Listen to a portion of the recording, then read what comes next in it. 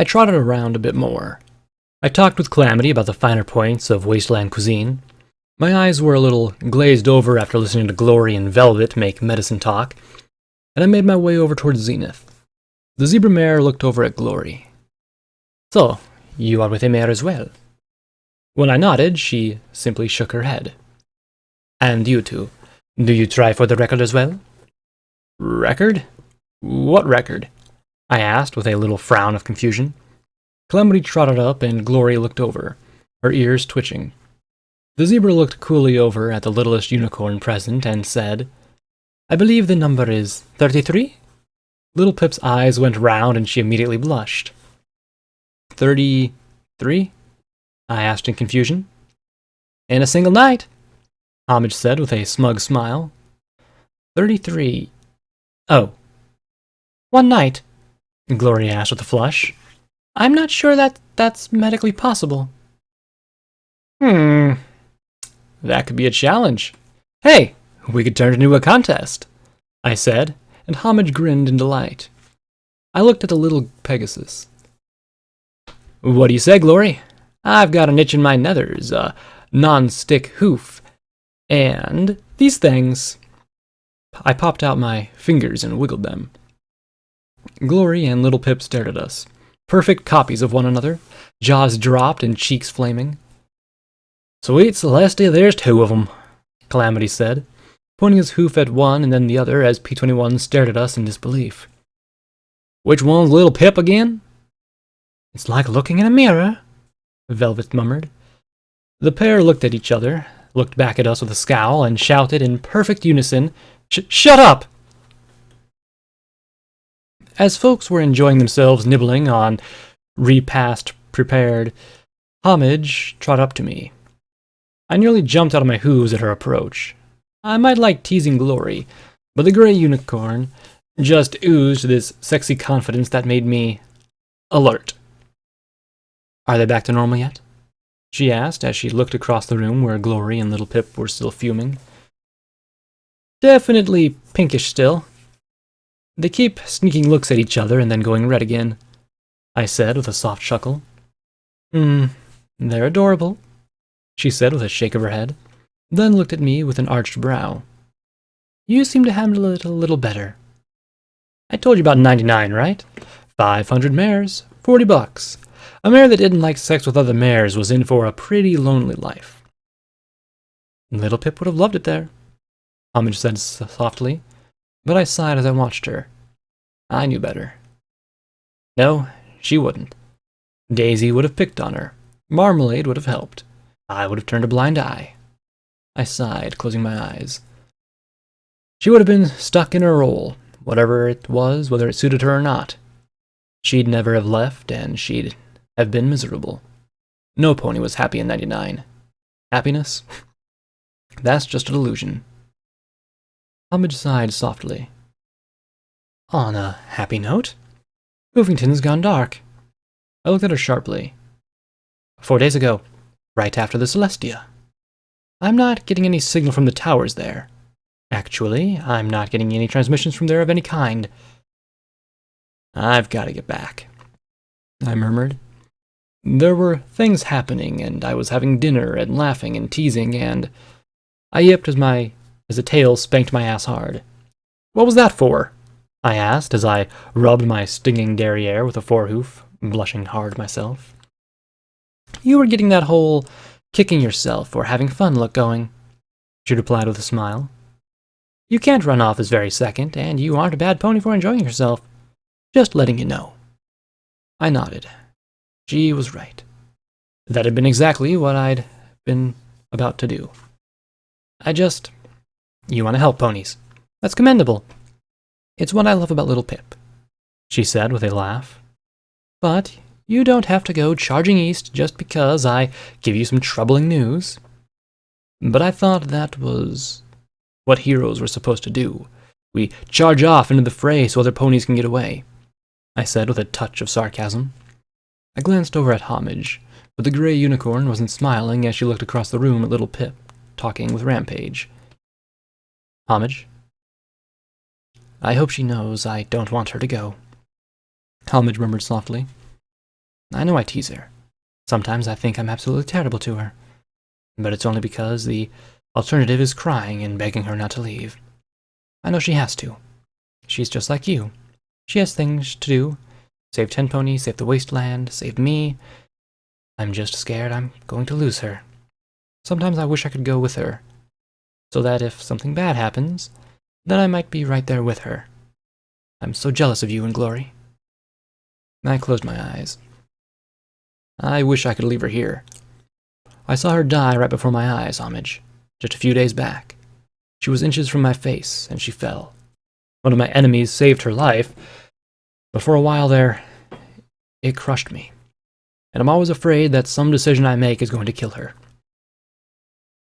I'm just scared something's going to happen to little Pip, Homage said as I looked at her. Every time I see her, she's slipped a little further from me. It's not so much her dying, as terrible as that would be. I've had some pony I loved killed before. You live through it, as much as it hurts. I'm afraid that something will happen.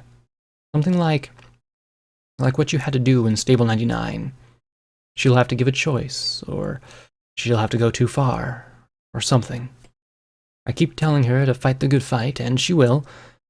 She'll fight till it destroys her. I knew something of the blame game. I haven't really known little Pip that long, but I think she'd do this whether you told her to fight or to stay. She's like me, like that. Dumb, huh? That's what I love about her. She really, truly will do whatever she has to do to help other ponies. Homage said softly, sniffling and rubbing her eyes. Of course, at that moment, little Pip was trotting over with Zenith and Glory. I can't believe she survived being put through the wood chipper, little Pip murmured. Is Hoofington like Freaky Central or something? But then she stopped, or spotted Homage, and started to look concerned. Homage, you okay? Sure, absolutely, I said with a wide grin. Homage nodded and smiled. Mm-hmm. Hey, little Pip. I gave my slyest grin. I just couldn't help but notice that Homage likes mares, and Glory likes mares, and you like mares, and me, well, I think there's 3 of you that are the cutest darn trio of fillies collected in the wasteland. And, as I recall, Twilight once owned a book called The Zebra Sutra. Not suggesting anything, just saying. I grinned as lecherously as possible. Zenith looked at the little unicorn and one-winged Pegasus and observed curiously. I did not know that pony hooves could blush. Things smoothed out after that a bit. There was one inescapable hitch, though, the alicorn in the corner. She sat quietly, her purple eyes observing us all. Little Pip had done her utmost to ignore her presence completely.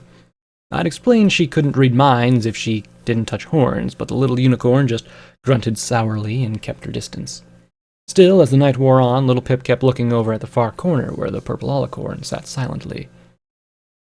Are you absolutely sure she's safe? Little Pip asked softly.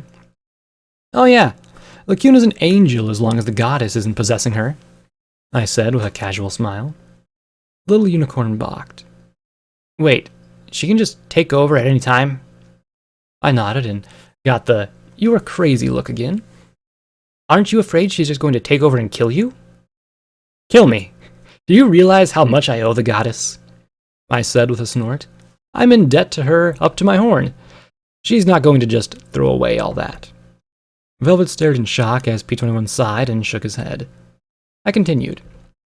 Besides, all my friends have tried to kill me at one time or another. You get used to it. I shrugged and little Pip looked at my friends in shock. I haven't! Scotch protested as she peeked out from under the balefire phoenix stalking above her. Oh, right. Scotch hasn't. I amended with a shrug. Little Pip rubbed her chin. Now that I think about it, most of my friends have tried to kill me too. Rampage laughed. Hey, we could make a try to kill our leaders club. Could I get in on that? I wondered. The striped mare nodded. Sure, Blackjack. You've tried to kill you more than anyone. Little Pip, Rampage, and I laughed as the black unicorn stammered. This isn't healthy. She looked at the blue buck as she pointed at me and Little Pip. P-21 just nodded and deadpanned. Yes, Velvet. Everyone in the hoof is like this. He let her off. It helps if you think of her as a foal dropped onto her head.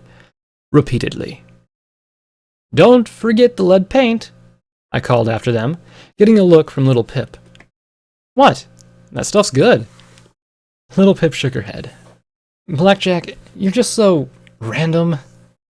I grinned as we approached Lacuna. Rampage trotted away to talk to Velvet.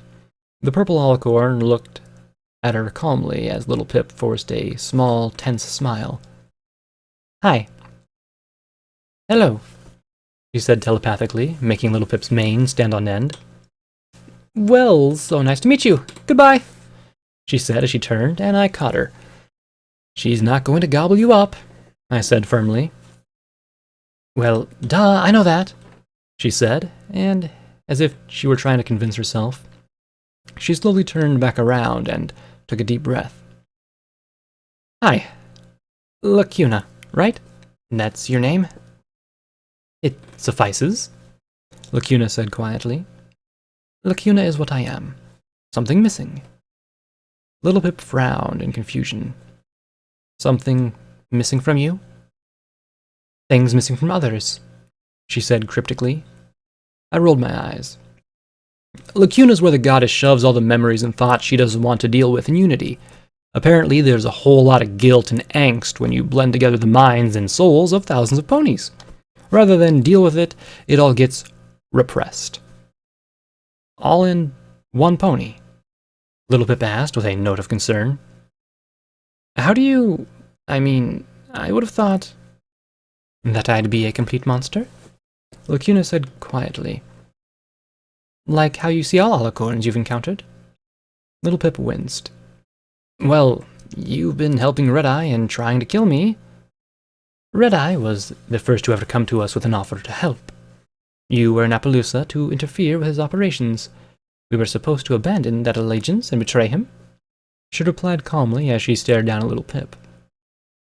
Well, yes, Little Pip said with a sheepish smile. All the things he's done. He was the first power in the wasteland to work with us. We have no desire to perpetrate slavery. We are trying to save all pony kind through unity. We've tried to send out priests and converts, but they were assaulted and killed by all manner of perils. We were attacked on sight so many times by so many settlements. You can't just sit there and try to tell me you're the victims here. You forced ponies to join Unity. Would you allow some pony you care to die because they refused to take medicine that would cure them? She replied calmly, making Little Pip balk. You kill enemies and threats to survivors in the wasteland, but do you remain to make certain they do not starve next month, die of thirst next week? In Unity, we transform ponies into a form that does not hunger or weaken in this world. We protect their souls in us. Can you do the same? In you? Little Pip murmured in shock. You mean their souls are trapped inside you? In us, we endure. They are not hurt.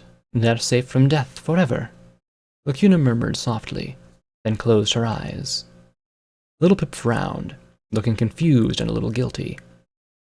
I think I liked it better when you were just trying to kill me,